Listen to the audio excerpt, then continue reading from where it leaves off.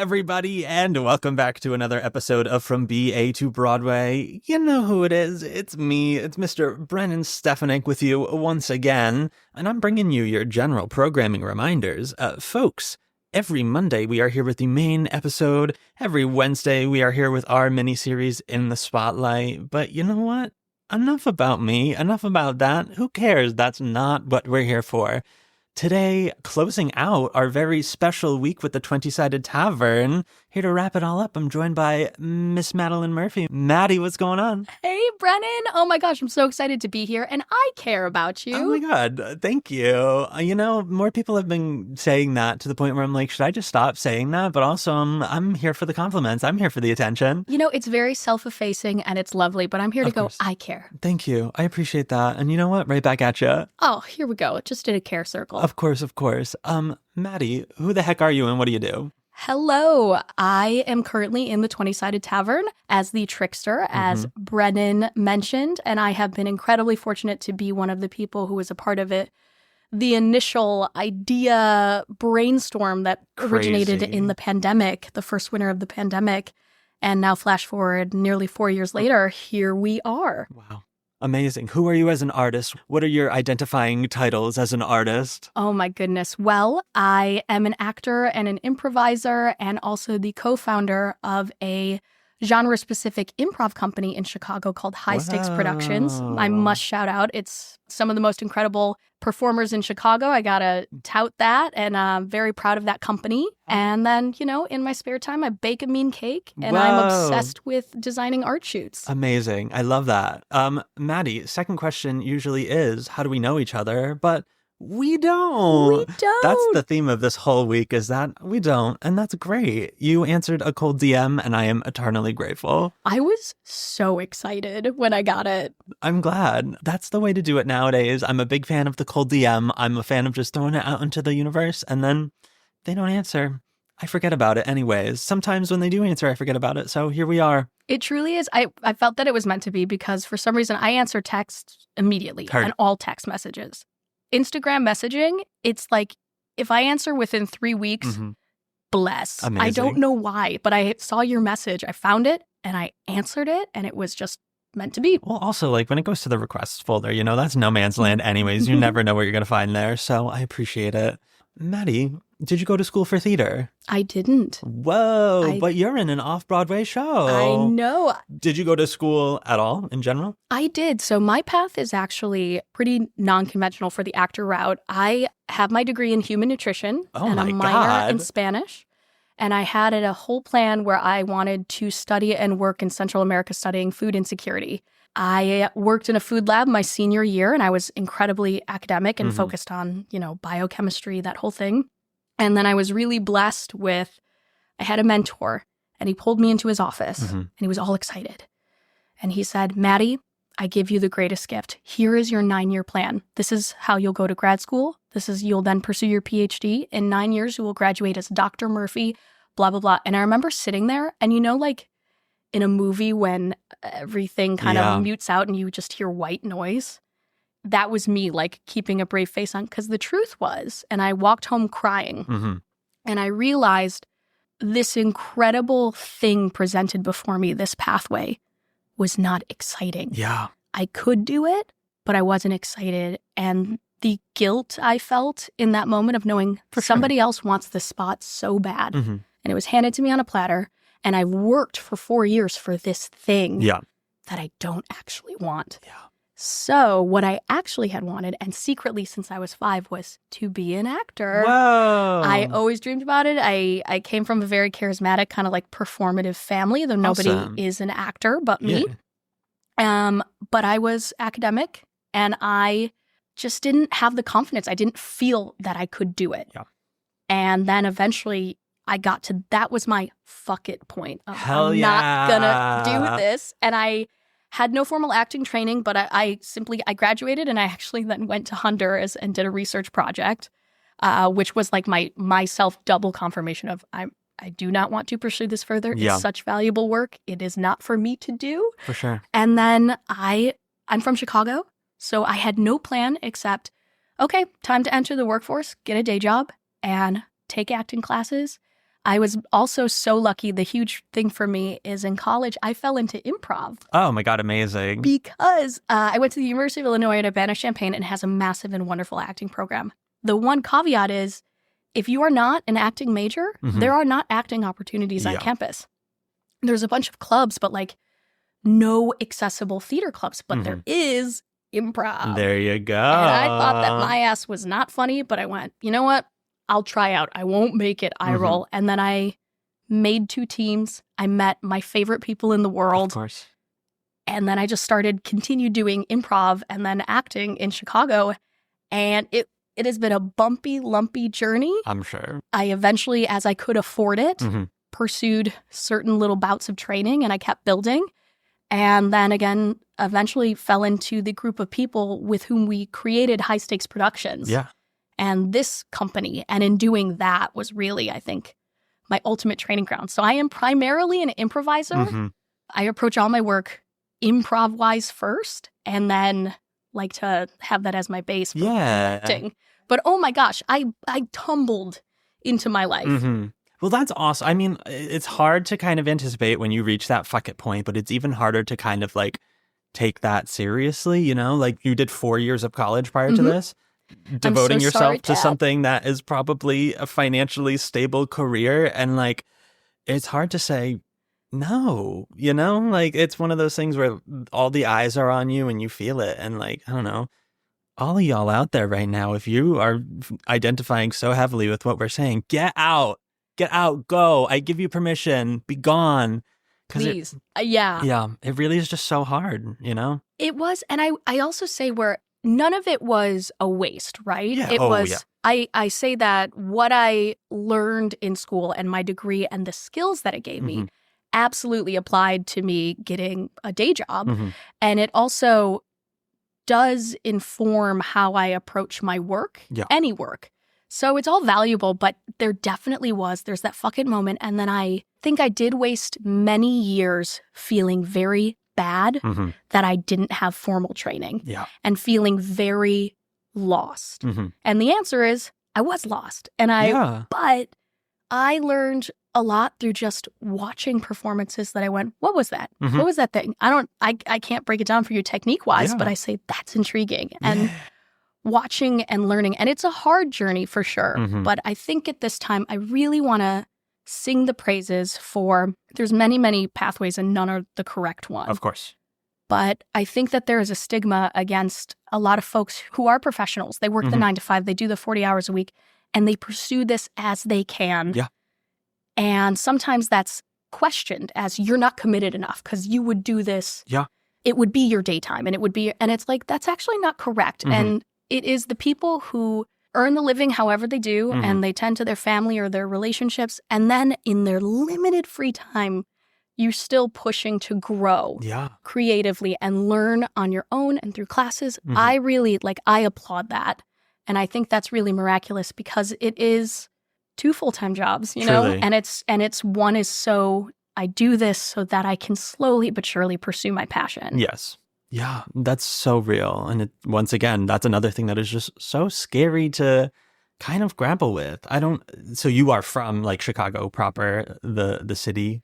Oh, I can't say that for any of my true Chicagoans out there. I grew up in a suburb 30 minutes away called LaGrange Park. Understood. Yeah, I mean, I'm from like suburbs, middle of nowhere, and there's just like, you just start to look at this very specific kind of lifestyle that every single person is doing, and you're like, I don't think I fit into that. I don't think I like that, but also like that seems to be what life is, you know? And sometimes it just takes like getting out of there to kind of break that down and like meeting other kinds of like quote unquote adults, you know, to kind of give you that exposure to be like, oh no, that's not me. That's just icky. It's just icky, you know? Yeah. And I think it's so hard. I have to remind myself all the time that it's okay to change your mind. Oh my God, yeah. People and individuals, I've been guilty of making one decision and being like, well, this is what I chose, so I must. And anything else is a lack of commitment or being wishy-washy. And the answer is, why would the thing that I chose at 18 still apply to me at 22. If it does, amazing. But like, exactly. to be like, I made a decision. I enjoyed what I could from it. I have changed my mind. And that was my approach with pursuing acting in the first place. And I think that's also how I placated a lot of people who were worried about my decision. But the answer is every time I just kept coming back to, I need to be creative. It feels like breathing when I'm creative. It feels like suffocating. I feel like I'm acting most when I am having my day job and I have no creative outlet. That's me pretending to be another person. Truly. And even then, I'm a bad actor when it comes to that. I don't even know anymore, I'm really just, I'm plastering that smile on and seeing how long it lasts, Yeah, you just, and I just have such respect for the journey. And again, I want to say for me, from 22 to 32, for 10 years, I worked really hard while also having a full-time day job. Yeah. And inadvertently built a career. I have a whole separate career that feels crazy. It's a part of me, and yet it also is like, oh, this is a different version of Maddie that people get. But it took 10 years, and it's hard. And the entire time, you are sometimes your only champion. And there is incredible doubt. And there are so many times you come to the precipice of hope. I'm going to get there. And you run into a brick wall. Yeah. And I can only say, like, the perseverance that comes with it and the grit, I think, is invaluable. But my God, it's painful. Like, I do not want to cheapen how hard a journey it is, but it is yours. Truly. I think the making change is obviously so scary because change is change. But also, like, once you get into something for so many years, like, you kind of break this cycle that you've been used to. Because, like, you're in elementary school for 5 years. You're in middle school for 3 years. You're high school for 4, college for 4. And you're like, it's just broken up into these little segments. And then all of a sudden it's getting longer of the same thing. And you're like, oh, I forgot that, like, I was so used to, like, segmenting things and breaking it up like that. And, like, I feel like whenever that change is made, it always comes from, like, something bad happening, like you losing a job or, like, having some form of bad relationship fall through or whatnot. And it's like, your life is going to change anyways. So, like, be the one to change it for good reasons, Don't let it get to that point if you feel it in your heart and soul that life is too short. Life is way too short, Do what makes you happy. Do what you love. And school is wonderful but tough, but school has mile markers and milestones and durations that are very easy. And I love a calendar. So it is so tempting to be like, if I do this 2-year incredible program, I will come out with this. And that is wonderful structure. Totally. But the answer is a lot of it, for a lot of us, myself included, it's cost prohibitive. I had to work to pay student loans that already existed, to afford an apartment, to be a functioning adult. I had to work. I didn't have a financial base. And I thought a lot about it, and I tried different avenues, but I couldn't find substantially long ways to study. Like, I have been fortunate enough where, like, I fought tooth and nail and saved and scrimped to get formal training in a couple ways. I credit, there's Black Box Acting Studio in Chicago. Amazing. I took 2 of their 3 courses, absolutely love them. And then life veered away and I left Chicago, so I didn't finish that program. But that was wonderful. And, that's the crazy thing of 6 weeks every Wednesday night. I took an hour bus to go take my class and learn about Meisner, and I loved it. But you do it as life allows. And then I also took the Enhanced Summer Conservatory at Stella Adler. Oh, amazing. And that was so cool. That was 10 weeks here in New York City. But again, I was still working full-time remote. Because that's what I had to do. I had to pay 2 rents and afford courses. So you make it work. Wow. But it was, again, a case of, like, my training came in fits and starts. And I was fortunate enough, and I can only, when I really train it back to, like, so how did I get my most consistent training? And the answer was, you make your own stuff. Okay. And again, I mentioned High Stakes Productions. I was incredibly fortunate to come across these people in Chicago that are very dear friends, but also, like, they're just badasses. Oh, yeah. And so to work with people that I love and that are so talented and make me better, we formed a company and we make our own stuff.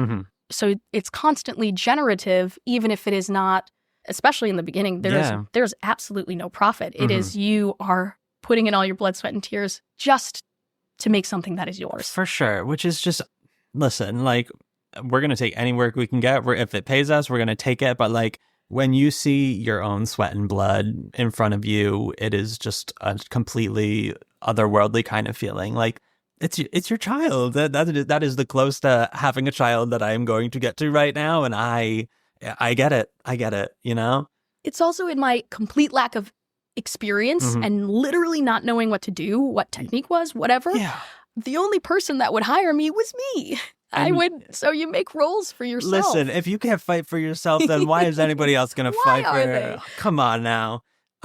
So after you kind of decided that this artistic route was going to be the one, did you feel like you wanted to stay in Chicago, or did you have sights on this big bad apple that we're in, or... So I was ride or die Chicago. Okay. And then I got into the Stella Adler summer program, and I'd never been to New York. I was 26 years old. Oh, wow. I have no family on the East Coast, never been to New York City. And I landed, and I remember getting off the plane and being like, oh, this feels correct. Oh. And when I got back from that 10-week program in Chicago, I remember being like, why is it so quiet here? Why is this? And my world expanded. So in that moment, I decided, I'm like, I have really no connections in New York, but I got to go to New York. Yeah. And I am willing to leave what I've built here, because I also realized in that case, I'm like, I think, not that I've hit a ceiling, because I had more to grow, but I'm like, I have a regularity here that I do a show every Friday night. I do a show every Saturday night. I do this. And I'm like, it's too easy for this to just be what I do. For sure. And this,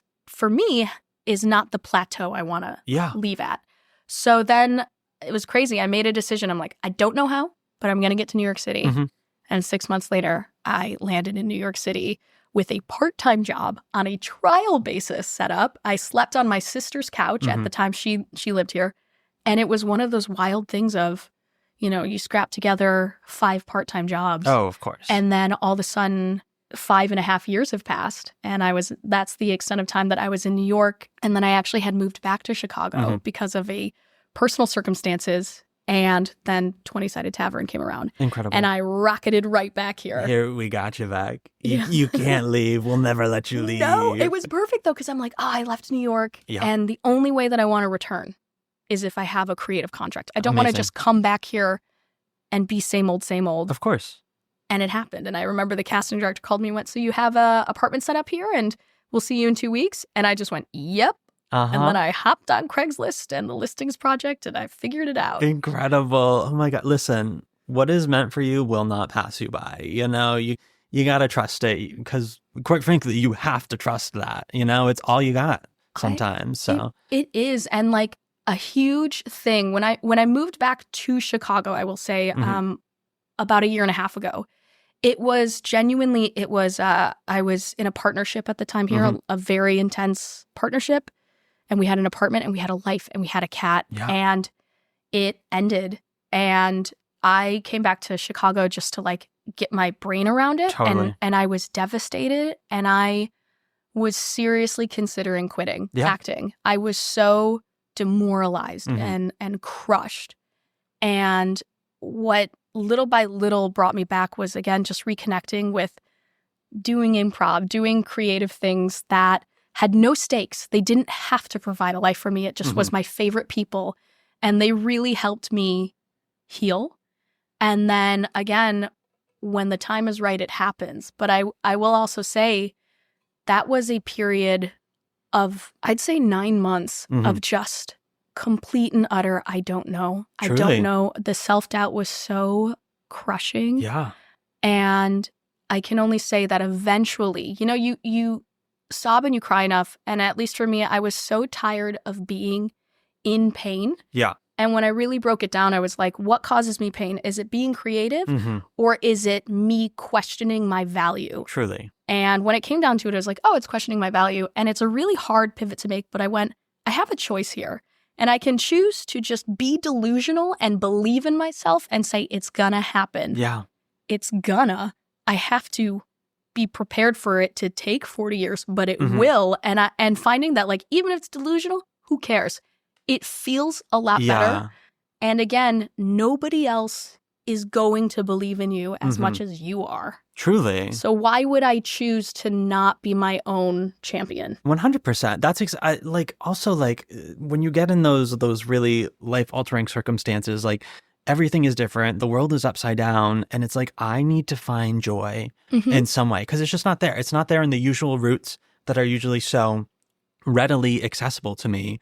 And it's like, oh, wait, there is one thing above all else that brings such a specific kind of joy, and that is theater, that is acting, that is theater people, the best people in the world, truly. Like, I had my mom on the podcast a couple of months ago. Goodness, yeah, for Moms a little rock. No, truly, it was awesome. We were doing like a little episode about like parents and stuff, and we were talking about how I kind of got into theater in high school, and she was like, yeah, and like all of a sudden, like you had this group of people that were just like different than any of your other friends and like so supportive, and like the community you had was like so specific in a way where like we all knew it was right and meant to be and stuff, and like those are like still the kind of people that you meet and the people that you gravitate towards and bring around, and like they're just so grateful that I have that community. I'm like, no, that's exactly right. That's 100% right. You know, they're just the best, and we need them, and everyone needs them. And they're so weird. It's so weird and wonderful, and it like lets you celebrate your weird. I 18 years old, I met my best friends. There's a group of us. We met doing improv at U of I, and we're from all different careers now, all different walks of life. But it is that where I found my chosen family. I found my second family, and 16 years later, I talk to them every day. And it's just that thing of this weird little art form brought us together, and I would not be here today without them. Truly. Shout out, listen, all of our people, shout out to you. Y'all know who you are. Honestly, our text thread for some stupid reason is called Waffle Squad. So shout out to Waffle Squad. Those things, sometimes they never change. They never change, and it's so important that they don't. Okay, we're going to jump back for a second. You are starting improv. You have just graduated college, and now that you are trying to pursue this, what is your like improv class situation looking like? Like, what kind of opportunities are you looking for? Where are you going? Like, for anyone out there that's like trying to get their feet on the ground in this way, you know? Yeah, it's a great question. I mean, classes.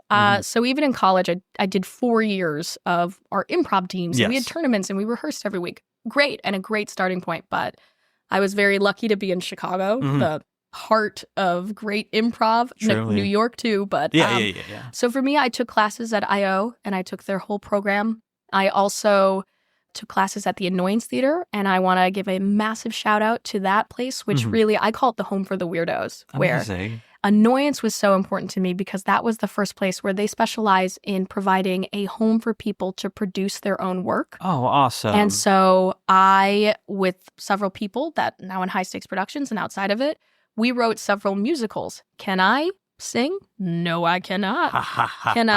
Do I not get embarrassed easily? Yes, I can. So we wrote several comedy musicals with varying degrees of success. I will say some were absolute shit shows. Yeah. All of it, though, was you learn. Of course. And you don't, because I remember the first time we put something up and we had, some audiences and then no audiences and massive failures that you learn through, oh my gosh, bad writing or whoopsie doopsie. All of it is like, so it wasn't successful commercially, whatever that means, but you made something. And what did you learn? And you take that lesson. And because it didn't have to do anything, it was truly a passion project.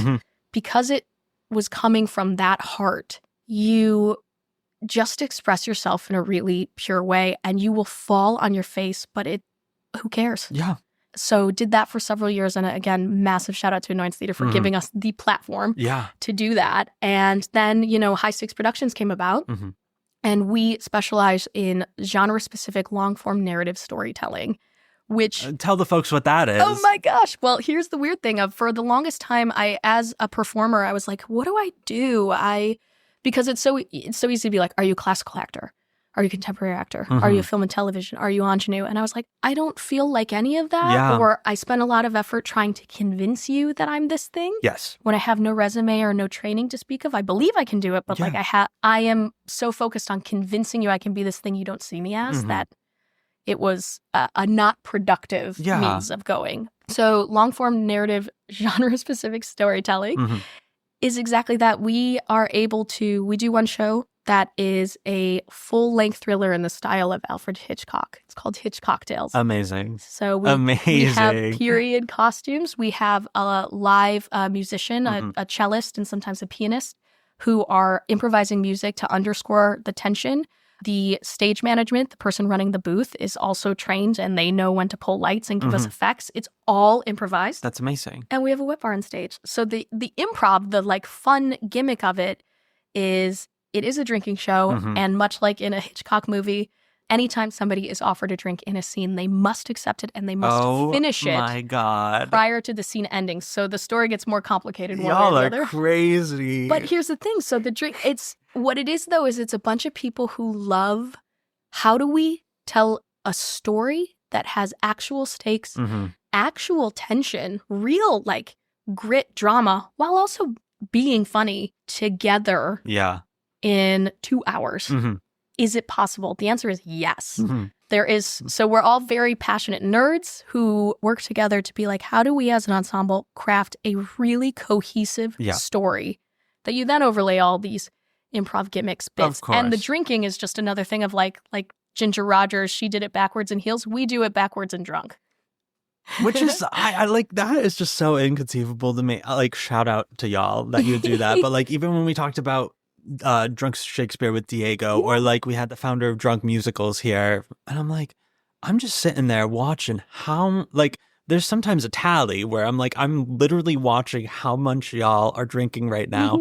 And you're still pulling off. I could never. I would die. I would die, Maddie. And props to you. Look, I'm not, it's not for everybody. Yeah. And I get it. And there have been moments in that show where I'm like, I am drunk. But here's the thing. Yeah. At heart, it's a bunch of people who are really good at what they do, who love building a story.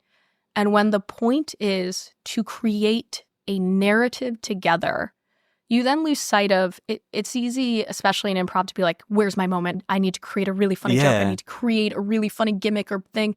And when you instead go, I trust this process and what works will naturally emerge and it will be naturally engaging. Like, here's the crazy thing. You spend so much of improv at the beginner trying to figure out how to be funny. Yeah. Which is critical. And then you have to unlearn that and just trust that the comedy comes from just the genuine reactions.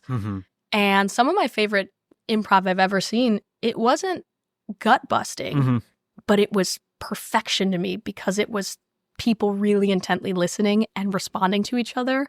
And they were creating a story in front of my eyes that I was like, this is innately interesting. There you go. Like, you can fall off a chair and that is fun. But this story about you and your dad, I'd watch this for 20 minutes. Heard. I feel like that is also a thing where, like, you say improv and the first thing that immediately comes to your brain is comedy. But, like, in essence of the word itself, it is improvisation. It is making it up as you go. And, like, who's to say that has to just be funny, you know? There's something so electric about people. I mean, that's another thing, like, that I admire so much about the tavern. Like, it's electric having folks tell a story without knowing what story that is. Like, y'all are literally responsible for conveying this entertainment to all of us. But, like, nobody knows what's going to happen. Not at all. How fun. I mean, to me, it's the best job in the world because also you cannot get bored because you do not know what you are doing day in and day out. And it is 5 people on stage crafting a story together, very sensitive to each other's nuances, quirks, beats. And then the audience is our 6th player and they really run the show. Yeah. We follow the fun of what they're enjoying most of all.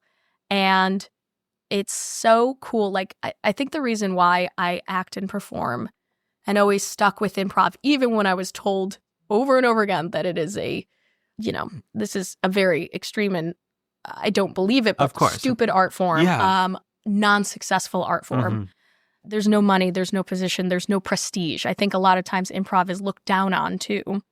Which, like, what?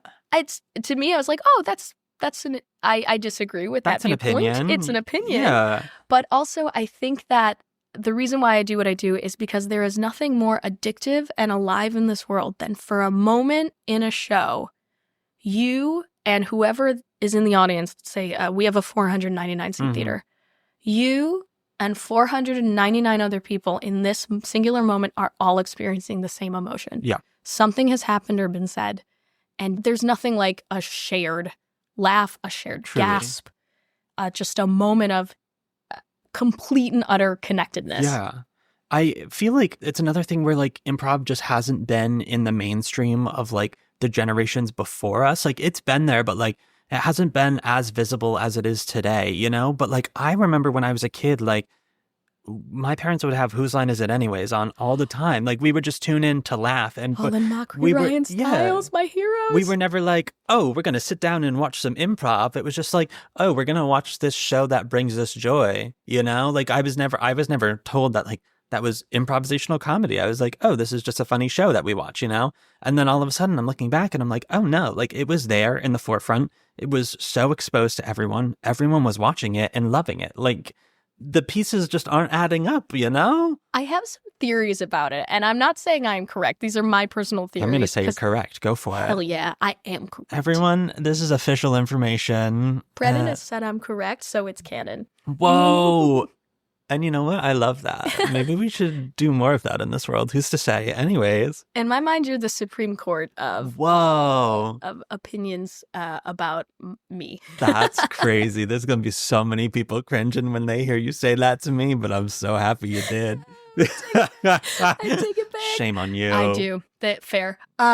So improv, I think we all know the trope about a bad improv show. It's everybody, bad stand-up, bad comedy. It's so cringy. But also, all of us have seen the bad plays. Oh my God. All of us have just seen people trying their best, but it's not hitting. So I think, too, it's like, yeah, sure, anything can be terrible, but anything can be wonderful. Also that. And I think, too, my hot take is, I think every human being is capable of drama, of dramatic performance, because life is dramatic. Truly. Negative emotion is a part of our day every day. And you'll hear a lot of people are like, I'm not funny. And that is totally acceptable. That is totally normal. Being funny is a skill. Truly. And so much of it is born from because you listen, you know timing, you are topical, you're smart, you have your own specific voice. There's so much of like being funny is not a given. Being dramatic, having drama and sadness and anger is. And so number one, I was like, what an art form for people who are interested in making people laugh, who naturally can. Amazing. Of course. Thank you for that skill. Yes. And it also is something that like it's studied. You can learn. A lot of it is having your own voice. But improv at heart is, are you listening? And are you able to come in with given circumstances that you invented on the spot? Yeah. Which is just like, oh, that really helps with acting. Truly. Yeah. I mean, it's just so fun. It's so fun and so silly and enjoyable. And like, I don't know. I would love to see a world where like there are improv theaters in every city just for the sake of something to do on any given night of the week. You know, like how beautiful would that be? And I feel more confident now that our generations are kind of starting to step into like the production roles and like that kind of side of the performance industry where I'm like, it feels like it has been more present in our lives. And, you know, with us growing up, YouTube University and whatnot, like we had things like Smosh and like College Humor and Dropout and like these things that are presenting improv to us in a different way, but like are still calling themselves improv, you know, like we can kind of put the word to the thing in a way where I'm like, this is such a center of enjoyment for the demographics that are coming into, I don't want to say the seats of power because that sounds icky, but like coming into this phase of adulthood where we can just make these things and do these things and push them out into the world. And I'm like, I don't know what the scene is happening right now and what networks are being formed and whatnot, but like I feel like that's being thrust into the world, you know? I think so too. And I think there's also improv has its own connotations. And I think a lot of things that we now label as improv, because it involves improvised elements, is actually a little too narrow. And I'd rather rebrand and be like, no, storytelling. Love. Because I'm obsessed with stories. Like I was always a little kid. I actually struggled. I was very shy. I had a hard time making friends as a kid, and fantasy was such a release for me. Yeah.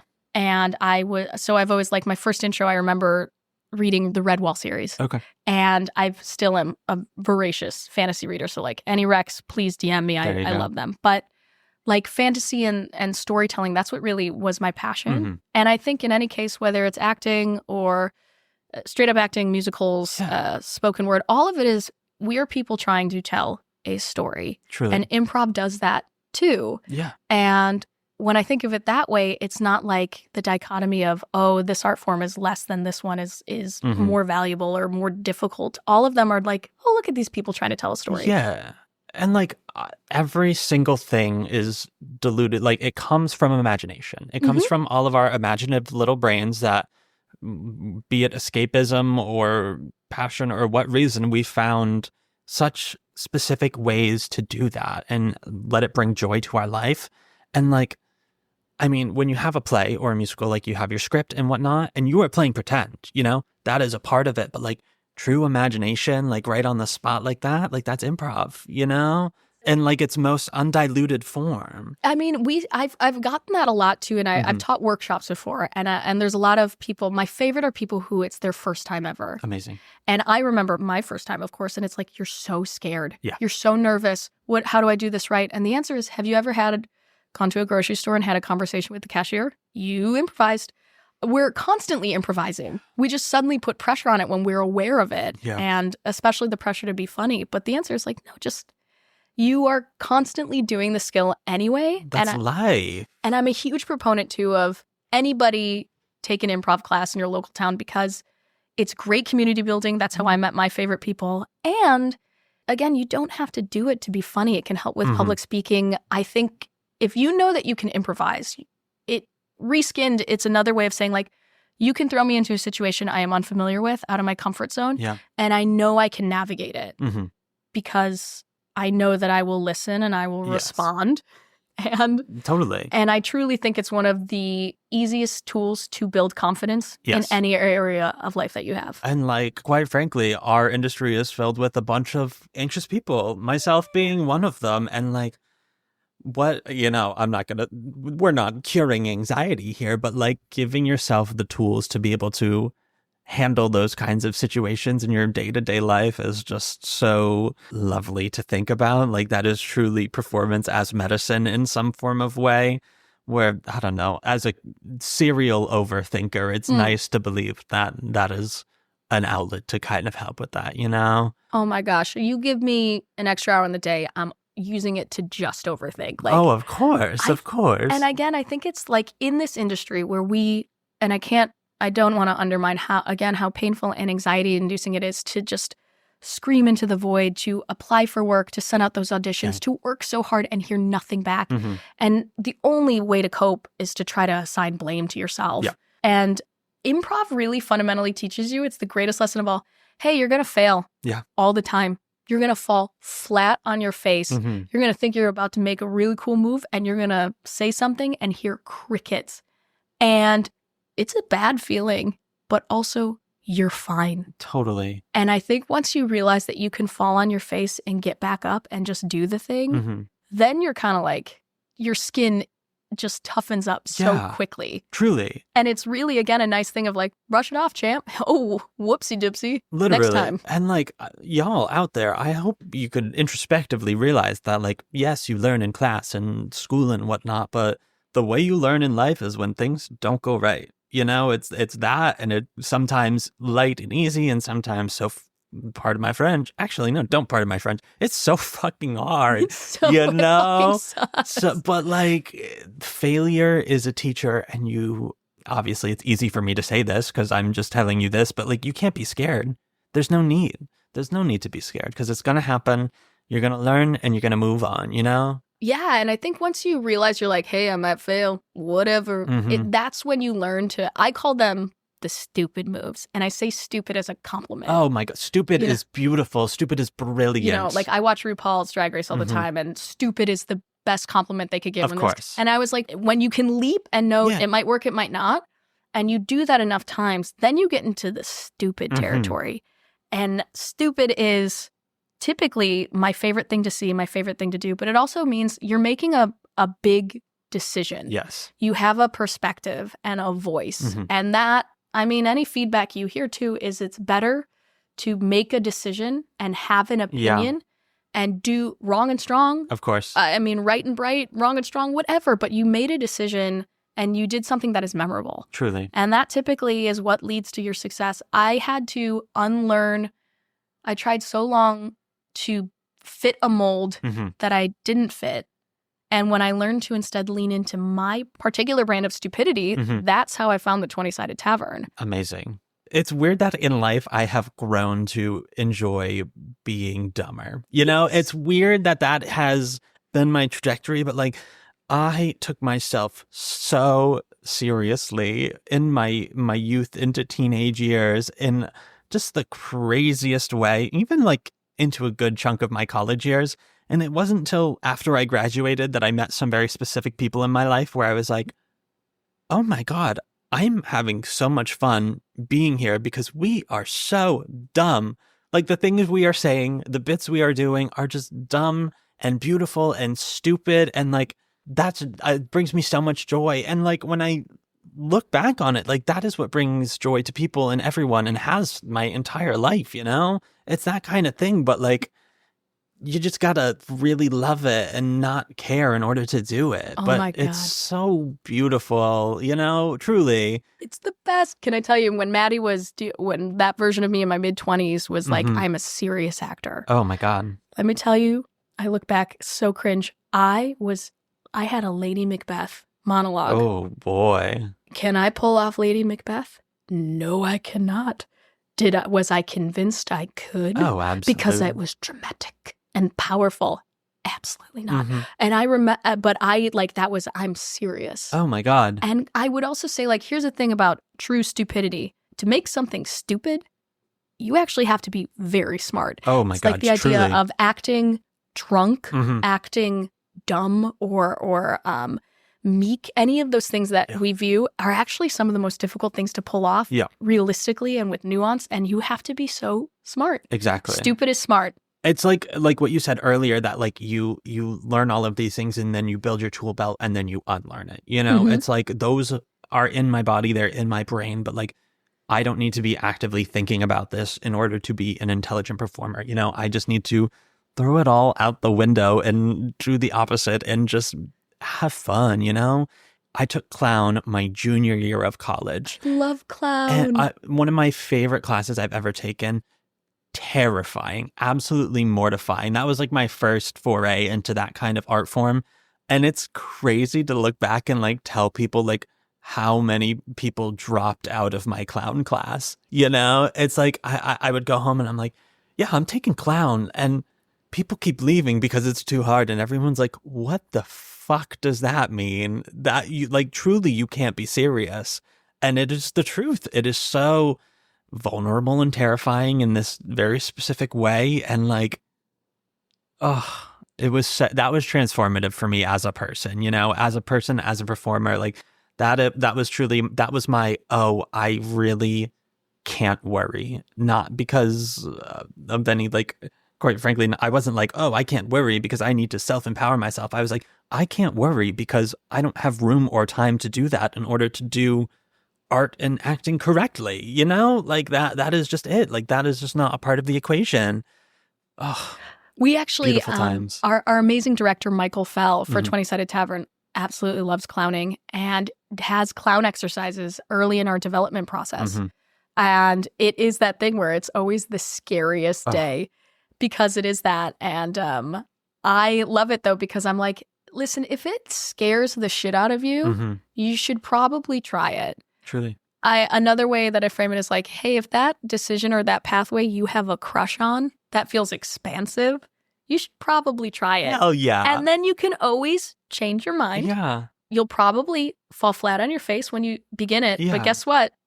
Who cares? And quite frankly, y'all, this is a crush that you will not have crushing rejection with in that specific way. So go for it. Right. And there's things like, oops, tried to do this in clown class, didn't work. And then you listen to yourself and you go, oh, that's funny. Yeah. I just used the word clown class in a serious sentence. Hello? It's also hard to be like, to say that with the drama, right? Oh my God, yeah. this move in clown class. Nobody gave me my flowers for it. And you're like, listen to yourself. It's already just a delight. I'm like, oh, I had a really tough day at class today. Yeah, clown class. Yeah, clown class. What? Also, folks out there, if this is your first knowledge of clown and clown class, there's also different kinds of clowning, different art forms of clowning, which crazy but awesome. And it's distinguishable, you know? It's wild and weird and so beautiful.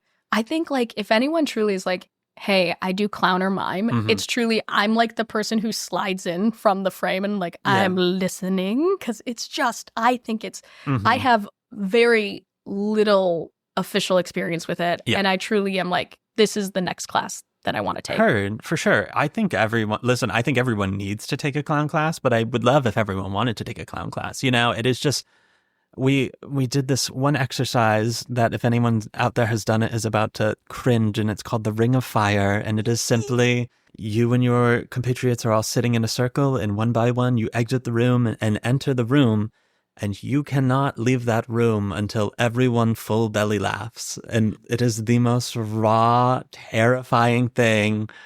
And you know what? Some people don't do it. Sometimes it doesn't work, but it is one of the most feelings of togetherness that you will feel, because your hearts are all one in that moment. And you're like, I want to laugh so badly for your own sake, but like you got to earn it and you got to do it. And it's crazy. That is the most vulnerable thing I've ever done in my life for the most part. You know, it's crazy. Which like, I was wearing a clown nose while doing this. How, like, what?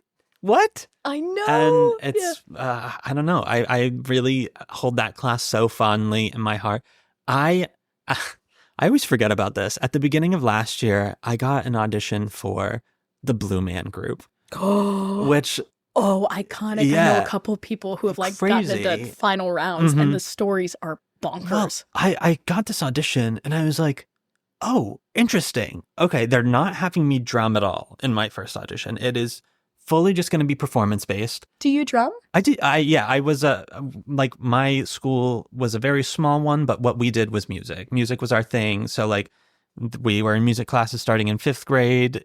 They would start to push people to join the high school marching band in 6th grade and 7th grade. So you started entering this, it was a competitive circuit. That's kind of badass. It was a very specific life, but it was really cool. You know? I would have found it really funny though if it's like, you don't drum. Oh my God. Well, I showed up and I was like, it's crazy that they're not having us drum. And some of the guys in the room, this was like a group audition. Like we all had to go in together. They were like, yeah, no, I'm not a percussionist. I'm like, what? What is about to happen? And I was like, oh, we're probably just going to do like some silly, fun clown stuff. And no, it was the dramatic, vulnerable kind of clown stuff. And I was like, this is crazy that the first step to being in the Blue Man Group is this. But truly, I like left and I was like, that was not the vibe I thought it was going to be. But then I was like, oh, no, like if there is anything that you need to be able to do to be a blue man, it is this. It is this kind of thing. You need to, at the very heart of yourself, be able to just be so raw and, I don't know, open to that kind of experience where it's like, oh, okay, so that's what it was, you know? So crazy times. Listen. I get it. Yeah. I think too that reminds me of like, again, my theory where everybody can be dramatic, but not everybody can be or wants to be funny. Yeah. Some of my favorite actors, the best dramatic performances I've ever seen, are from Molly Shannon and Melissa McCartney. And I'm like, great comedians are great dramatists. Truly. Because to be funny, you typically play off of what is true and tragic. Yeah. And then you can turn that into light and brevity. And it's like, oh, I just love that. So it makes sense too to be like, no, you just need to be able to sit there in this vulnerable, crazy emotional place. And that alone is like, you naturally do that every time you step out on stage with no idea what your lines are, and your one job is to respond in the moment. That is itself like a huge performance pool that you're building, that ability to sit in that discomfort and know, I don't have a path to success here. I can only react to what is given to me in the exact moment. Yes, that is exactly right. And like, I don't know, we talk so frequently about like going into an audition room and doing all these kinds of vulnerable things where like, it's exactly the same, but like this is just giving you preparation for that, where like you walk into your audition room, you don't know what's going to happen. You don't know what kind of day those casting directors are having. You don't know what any blink or eye movement means and whatnot. And you sit there and you overthink it in all of these ways, but you just got to go in, do your thing, and go out and not worry about it. Be in the moment as much as you can, but in your own world. Like you don't have to worry. You don't have to worry. Just, this industry is crazy. I know. It's crazy, but how fun and silly, It is. I only learned to be more sane about it when I was like, yeah, it's insane. Yeah. And it's also just how beautiful that is our normal. That like, for some people, the most crazy that it could ever possibly be is just our norm. What a cool life to live, Who cares if it's inconsistent, It's truly like I can say personally to anyone listening, like it's so non-linear. If you have been blessed to consistently work, amazing. Great. Amazing. Yeah. And most of us don't. And I myself have been like, felt that I had so much momentum, and then boom, I went back to work in corporate America for a year, and I would audition in my side time, but I spent a year and a half booking nothing. And I had my day job, and I would practice, and I would do self-tapes and read sides and consume media, and just still couldn't do it, and had to accept like, this is my journey. Totally. And I've done that I have quit full-time corporate jobs several times for a gig. And then that gig happened, and it was wonderful, and I didn't have an immediate booking to follow it. And I needed to rejoin a more conventional workforce. And I can only say, like, it is insane. Yeah. But no, hey, if nothing else, old Maddie's got your back. There you go. I know that grind, and I'm here with you. Yeah. Also, quitting jobs is one of the most terrifying thing ever for me as well. Even if I didn't like the job? No, truly. Like, y'all out there, if you are unhappy at your job, leave. There are so many jobs in this world. You are so replaceable, which sounds negative, but it is truly so positive. The world is your oyster. Go chase it. I cannot tell you enough, because like, this is also like one of the worries that my mom has whenever I get a gig is like, is work going to be able to take you back after when you get back? And I'm like, I hope so, but like that can't be my worry right now. It's scary, but like I gotta chase the passion and whatnot. But like that first time that I ever had to quit a job was for a good reason. It was because like I got a job in the field, and I was like, okay, awesome. It's still, I'm sorry that I have to do this, but like, why. But then like the first time I came about quitting a job, because I was like, I'm not being treated well. Ooh. I was like, this is tough. This is crazy. I've probably endured way more than I should have had to before I came to this decision. But it was truly one of those things where I went and I saw a show that was just so empowering.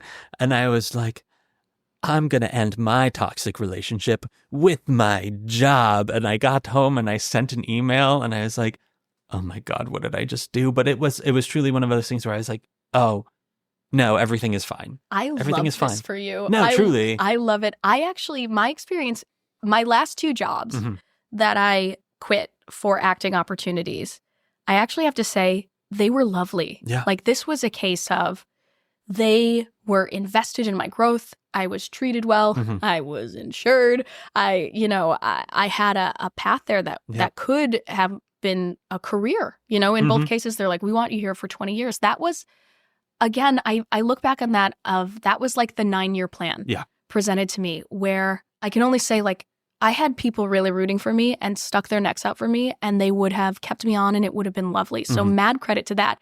It's always surreal to look at that and go, thank you so much. My answer is no, only because I don't breathe with you. Yeah. I can do this. You are my job, but creativity is like, I have to know that I tried. Truly. And, right now I've risked stability to do that. And granted, I have the privilege of right now I can do that. No, I will not ever shit on somebody who's like, no, I need stability in my life. I need this thing. That is so valid. It's so valid. It's just a matter of like 3 times now I can point to moments where I completely severed this life path to pursue creativity, which is just, again, my weird little brain is, I heard a great quote. This is nuts. So 20 Sided Tavern recently did a panel at a convention, and Neil Newbon, who is a very prominent actor and voice actor and really, really popular currently because he did Astarion for Baldur's Gate. Copy that, Baldur's Gate. Oh my God. I haven't played it yet. I don't have a console to do it with yet, but I look forward to it. It's gripping the most random people in my life, too, in a way where I was like, oh, okay, cool. I see you. Great. Yeah. Oh, real talk. I also haven't played it yet because I'm about to start. But I also knew, I was like, I cannot do Dungeons and Dragons professionally and then also introduce Baldur's Gate into my life right now. Yeah. I will be consumed. I have to like go take a walk sometimes. Yes. But that's just me. But anyway, he was talking and he had a really great point where he was like, you know, if you are creative, you can be creative in so many ways throughout life. We all are. Do not act if you want to act. Act if you need to act. If there is nothing else, he's like, I would recommend that you do anything else because this is so difficult and there is no stability. And, you know, I think everybody knows, like, it's exquisitely painful to try so hard, and your brand, what you give, it's so deeply personal, and to be rejected again and again and again is agonizing. Yeah. And so few of us actually make a living doing this. Truly. It's also so hard to validate those feelings too, because it's like, oh, I have stability. I have these things that a lot of people don't have and would kill for, but like, it's not mine. I am holding someone else's life. Yeah, and we attribute work equals money. Yes. Work equals success, which is material things. Yeah. And when your life's work doesn't actually yield a livable salary, insurance, the ability to have a stable home or to afford healthcare or potentially pursue relationships because of it, that is devastating to be like, what is my life's work in our society that equates work with financial stability and all that yields? And so again, it's like, you do it because you need to. And if you don't need to, please do dabble, do your thing. Yeah. But if you need to, hey, blessings on all of us weirdos. It's hard. It is hard. It's one of those things too that I am now realizing in life. Like, I have my survival jobs that I do to pay the bills, and I'm at those things that are just like retail or a desk job, and little things are happening where I'm like, why are you worrying about this? Like, this is silly, this is inconsequential and insignificant. And then I'm like, oh, that's because this is your life. Like, this is what you care about. Like, the way I have my passions for performance, like, this is what you want. And I'm like, oh, okay. No, I get it. Like, I get it. And that's like all the more reaffirming that I'm like, I am doing what I need to do, you know, in order to be able to feel that worry about something that I am passionate about more frequently. You know, it's one of those things too, like when you come from the small town and you have your job and your life like that, like, you don't just quit. You quit when you get a better job. You quit when whatever reason happens. It's like, sometimes you just quit because you have to. Yeah. And it could be, and I understand too, for some people it can be really hard to compute because how do we justify a decision that doesn't yield much material gain? Like, what are the metrics? And you go, well, when I play a bunny rabbit, it makes me feel more confident. That's the metric, you know? So like, my emotional well-being, that surely isn't something that's worth it, is it? But no. And then my mom's like, you sobbed on the train to me the other day. And I was like, true, but today I feel great. There you go. Like, it's so... Listen, you're a New Yorker. If you're not sobbing on the train, you're not a New Yorker. Get out of here. Rite of passage, just like a rat running over your foot on the subway platform and almost getting hit by a moped on the sidewalk. Of course. If you haven't done it, do it. Oh, I love a train cry. You have your sunglasses on and the big fat tears coming down. I am a huge proponent nowadays of never taking off my sunglasses. Whatever store I'm going in, I don't care what time of day, I'm like, do not perceive me. You don't need to know what's going on behind here. I'm in my own world. My AirPods are in. Nothing is playing, by the way. I just don't want anyone to approach me. I love a fake AirPod moment. Absolutely. Yeah. I also love the sacred thing of, we all know the code of conduct where when you see somebody crying on a subway train, if they lock eyes with you, you give them a half quirk smile and a knowing nod, or you fastidiously leave them alone. Of course. Of course. That is the ultimate of like, I see you. Blessings on this emotional breakdown. Yeah. I know you, and I am going to pretend. I'm going to give you the space where this is your train card. other people don't get that in this world. Other people are crying alone in their cars. That's so sad. No, I love a train. Listen, I also don't have a car here in New York. So it's like, if I'm having all kinds of emotions, of course they're going to break out on my 45-minute train to Brooklyn. I'm going to be sobbing on the sidewalk. Everyone's going to hear me. I got my sad Spotify playlist ready to go. Too real. Too real, right? Too real. Sometimes you're like, okay, I feel this emotion welling in me. I got to break the Literally, jam out. I'm like, I go to hit play and I'm like, no, I can't listen to just regular music right now. You know, there's a vibe right now, and it is quote unquote chill mix. Chill mix. If you ever catch me listening to Jeff Buckley, you go, oh, Maddie's trying to cry today. Heard. And sometimes you just gotta. Y'all cry. Go out there and cry, for the love of God. Y'all cry. Be stupid. Yeah. Know that you're going to fall on your face all the time. Truly. The journey is not linear. Yeah. Do your thing. And, final thing, I guess, to like bring it back to what I do currently at the tavern is, if you have ever been curious about role-playing games, I cannot recommend them enough. Oh God, do it. If you are interested in acting, improv, performance, role-playing games are truly like, oh, that's all of it. Plus, you're playing a game. Anytime you can gamify learning. Truly. You're like with babies, learning how to count. Oh my God. You're just, as an adult, tricking yourself into actively learning by playing a game. Also, and just it's awesome. Play pretend as an adult. Yes. You know? How cool. Just do it. You did it when you were a kid. You loved it. So do it again, you know? I really am fascinated by, we are conditioned at a certain point to stop playing. Yeah. And it makes no sense. It makes no sense because it's like the ability to play is so integral to, like, at least to me, I think, to happiness, also to helping with anxiety. Yeah. And again, if you're creative, you have to play. Truly. Y'all, find a space to do it. And honestly, I want all the adults in their white picket fence homes to have their friends over for a one night and play Dungeons and Dragons. I just want that world where I would love to watch it happen, but obviously that's not possible. But I just want everyone to play pretend again for once. Just try it. Just try it, you know? What's the worst that could happen? You're going to be you're afraid of being embarrassed. I know, but you can't. Who cares? You can't. It's a judgment-free zone. Again, it's like, because like you got dice and you have the power of imagination. And I've seen people have come to the tavern who are like, we've played a campaign for 30 years together. Incredible. And you go, wow, what other things in life unite people in their busy lives more than a shared story? Truly. Talk to me about the starting of the tavern, because you've been there since the inception. Yes. So I talk about this all the time I almost didn't audition because I was grumpy. So it started with, I saw a super quick note on Playbill. It is the first winter of the pandemic. It's cold. It's terrifying. We're all there.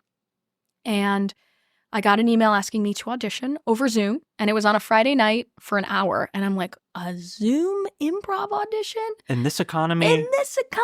But mostly it was just me being grumpy. And again, being in that thing of, I won't book it. So blah.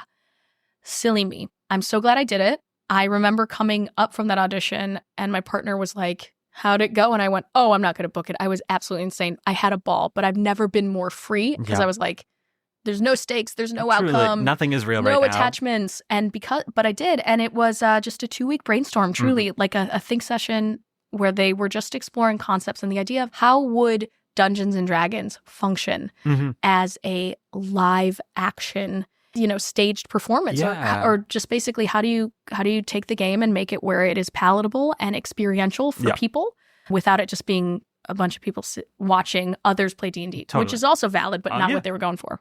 But they were like, there's no outcome to this. Yeah. A year later, I see that the show is actually going up. And I went to their first performance. And it was card tables. This was where? It was at the Asylum NYC, RIP. But it was their basement thing. And it was so bare bones. And it was card tables and like a fake beard and just flying by the seat of their pants. And I remember watching that and being like, I want to do this. And I shoot my shot. And I was like, I would love to be a part of this next time. If there's an opportunity, if you want me to audition again or whatnot. I got asked to do another workshop. And then all of a sudden it was do it for 5 performances in New York. And then it was come to Edinburgh and do it for the Fringe Festival. Oh my God. I mean, it like the snowballing effect. And you're just like, okay. What was the reception like in Edinburgh? It was incredible. Amazing. Like we were sold out. Every performance, starting from the first, like towards the end of the first week, it word of mouth spread. Incredible. And it was so humbling because there's like 4,000 shows. Yeah. And there are so many awesome narrative improv shows there. But something about it just matched Matt Kindling. Yeah. And so that was incredibly successful and so cool. And then we came back and it went to Chicago, my hometown. So that was really cool. Amazing. Did it for 3 months. And then, bam, the tavern closed while they worked out a deal with Hasbro. While we were in Chicago's, Hasbro became aware of what we did. Because at the time, we didn't have Dungeons & Dragons IP. So we would even say it's functionally similar to, but legally distinct from Dungeons & Dragons. Love. There might be dungeons, there might be dragons, but never in the same place together. Of course. Oh, could never be. And so that deal with Hasbro was phenomenal, but that takes time, of course, to develop. And it was also during that time that I had the aforementioned life event and moved back to Chicago and just wasn't booking anything else and really was considering quitting. But I always kept a little flame in my heart for 20 Sided Tavern and the hope that it would come back. So this latest iteration, now we're Off-Broadway, I auditioned again. Everybody had to audition. So I flew to New York and I remember thinking, I'm like, you can't be attached to the outcome, but just I like took a walk before that callback and I went, just play. There's just play. Truly. And I remember it was the one time I walked out of a callback and went, I did exactly everything I set out to do. There you go. And if it's meant for me, it's going to happen. And it was like the most calm I've ever been. And then the next day I got the call. I mean, you were also in a very particular situation where this was something that you had been a part of. Like, you know, so like the stakes were even higher for you. But I'm really so happy that happened for you. I don't want to undermine, like I had a leg up because of my previous experience with it.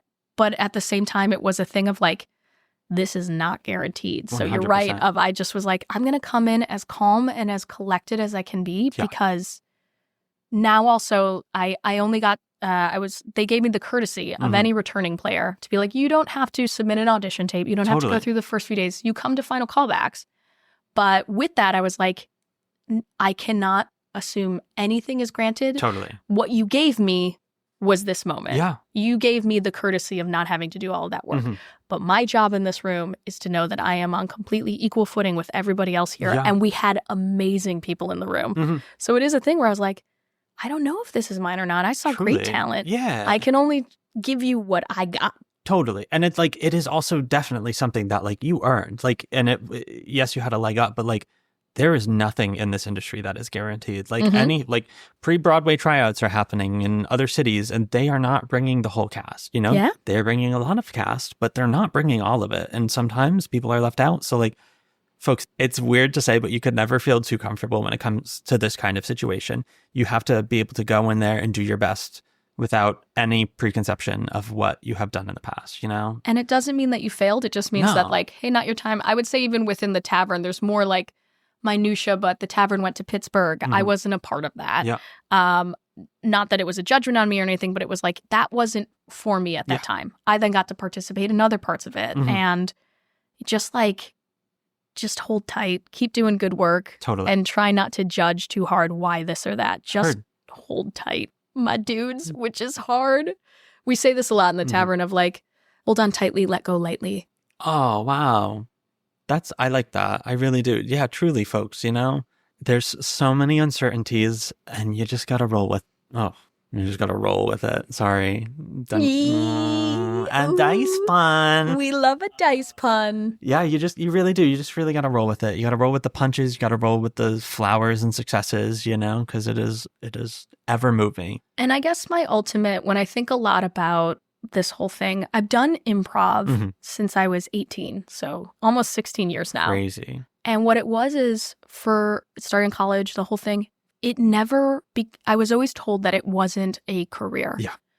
And to be fair, there's maybe, I don't know, a handful of people in the world who make their living off of professional improv right now. But because I did it for so many years without the expectation. It didn't have to do anything for me because in my mind, there wasn't an outcome. Yeah. And in operating in that way, suddenly the door blossomed because there was no expectation of, you go to acting school for 4 years. It's reasonable to expect that there should be a successful result at the end of that. And it's devastating to not have that and confusing. And you do an audition that you feel so right for, and you get that call back and you're on hold, and then you don't get it. And that's devastating because there's supposed to be a result. It's hard to keep going.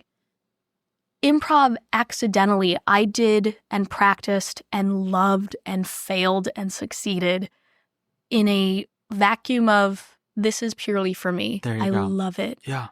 And in doing that, now somehow this is my job.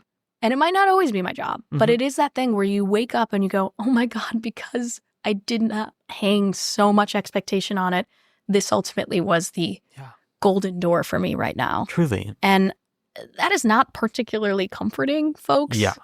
But know that as much as you can do something with complete just love and because it fills you in some way, the craziest avenues open. Totally. I did Dungeons and Dragons because it was a release. Yeah. I did Improv because it was a release. Now they are Off-Broadway, and what a crazy confluence. But, that's the only thing I can say of it's fun to be surprised. Yeah. And you will be surprised. Totally. Oh my God. You really will. Yeah, I love that. Before we wrap up, can you just give me both Chicago and New York, where are places that we can go to get started with improv? Where can we take classes? What should we have our eyes on, etc.? Ooh, yes, please. Well, first and foremost, in Chicago, please check out the work of High Stakes Productions. If you are at all interested in long-form improv, I have to promote it, but because I believe in it. As you should, you can see our work at the Annoyance Theater, Hitch Cocktails, every Friday night. You can see our work at the Second City. Great. Where we do Clued In, which is an improvised murder mystery in the vein of Agatha Christie, and we just moved into one of their bigger theaters with a successful run. And we give workshops. Okay. And a lot of our players also teach classes at places like Second City and Annoyance and I.O. Just also feel free to start a level 1 class at any of those 3 aforementioned theaters. I'm a big fan of all of their work, and you're going to meet people, and you're going to also discover there's a ton of different versions of improv. Yeah. Here in New York City, I would recommend the Brooklyn Comedy Collective, as I love a lot of their work. And I'm going to give a shout out to a friend. Her improv team, Alestra, I think has some of the most dynamic performers in Brooklyn that I've ever seen. Lovely. I love that. Folks, there are your resources. Go check them out. Go wherever you are in whatever town or city in the world. Just look for something like that because it's out there and it's going to be growing. So find your joy, find your heart, find your peace and all that jazz. And hey, improv classes can be expensive. I hear you. If you don't have access to those, play D&D. There you go. Free. And you can be an elf named Trash Witch if you're me. Oh First my character. God. Hell yeah, Trash Witch. Oh, I love that. Trash Witch. Yes? Do you have any closing remarks for the folks out there? I just want to say thank you so much for having me. Oh my God. Thank you for being here. And hey babies, be your own champion. Be your own champion. There we go. Be your weirdo. Folks, listen. We are rooting for you. We are your biggest supporters. And you can be our biggest supporters by finding us on Patreon. Woo! Folks, that is patreon.com/BA2Broadway. As always, your normal disclaimer, we are not gatekeeping any vital information on there. That is for fun, silly bonus content. Go check it out. Also, as we roll out episodes, there's going to start being some advertisements in the near future. So if you want access to ad-free episodes, if you cannot sit for those 2 minutes of random things, I don't even know what they're going to be, then hop on the Patreon for that reason too. We're here for you. Also, just general knowledge. Apple iOS is having some really weird fee situations now.